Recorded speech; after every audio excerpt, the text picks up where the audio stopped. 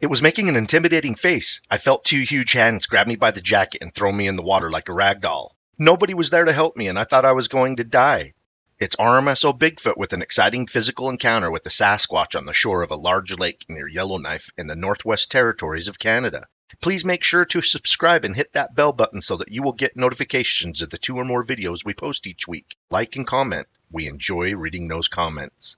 It is uncommon to see a Bigfoot, even more rare for someone to report that sighting to a media group. However, physical encounters with the creature do happen once in a blue moon. Off the top of my head, I can count on both hands how many reports I have received where the creature has actually touched, grabbed, or ran someone over. So this following encounter is quite unique. BFG writes RMSO, "Greetings, I watched a video of yours and I heard that people could send sighting reports to you no matter the year, so I will tell mine. It's probably going to help me to pour my frustrations out by telling this story to people that would hear me and understand.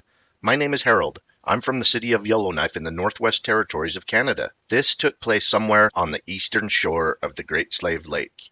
I used to go fishing in that lake before this happened. It was 2011. I had docked my boat on the east coast of the lake just to calibrate my compass. As I was testing it, I had a bucket full of fish that I'd got after spending about 5 hours of fishing. It was still daytime, but I don't remember the exact hour. I was docked on a shore with dense wood, and there was 6 to 8 meters of rock on the shoreline to the trees. I was paying attention to my compass that was very old, and I was having difficulties fixing it. Then I heard noises. I thought it was some small animals in the grass. Then I heard a very deep voice saying something I couldn't understand. Now let me tell you something. You know when you're afraid of something, right? You start to panic and you run away or you hide. I wasn't feeling like that. I was paralyzed and couldn't get my eyes off the tree line from where the deep, unnatural voice was coming. I only moved when I finally saw something jump out of the tree line and charge at me. I tried to start the boat, but then I felt 2 huge hands grab me by my jacket and throw me in the water like a rag doll. I know it sounds crazy, but damn it, nobody was there to help me, and I thought I was going to die. I emerged from the water and saw the thing in my boat. The whole thing took around 30 seconds, but I saw everything. At first it looked like a gigantic ape-like thing around 3 meters tall. That's 9 feet 10 inches. It had long arms, big torso, and thick brown hair, head to feet. But it had a human face, and had some type of debris on its body like some type of hide or clothing. It was making an intimidating face at me and waving a big blade at my direction, and I think it was made out of some sort of stone. It grabbed my bucket in one hand, and while still waving the blade at me, it walked away, looking above its shoulder. It stole my fish, and I only felt safe when it vanished in the woods so that I could get out of the water. My only focus was to get out of the place. I turned the boat on and came back to Yellowknife at the boat's max speed. I remember some of my friends saw me coming back drenched with no fish. They asked me things, and I think I was still so shocked that I didn't even answer them. I just entered my car that was parked close to the docks and came back to my house, locked myself inside, and stayed like this for about 3 days. I have no family, and both my parents passed away this year. If I told this story to my friends, they would say I was hallucinating everything, so there was nobody that I could really rely on. This whole thing ruined my life routine because I started to have trouble sleeping, nightmares all the time.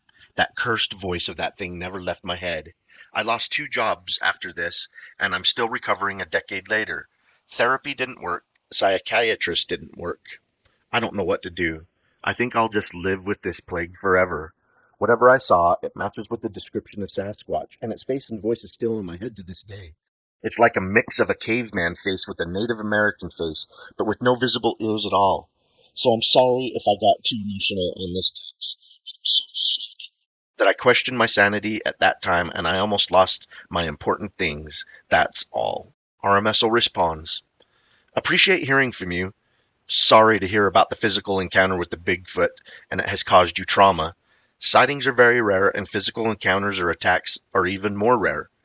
You may go your entire life without ever seeing another Sasquatch, and if you do, odds are it will walk the opposite direction, just like most do.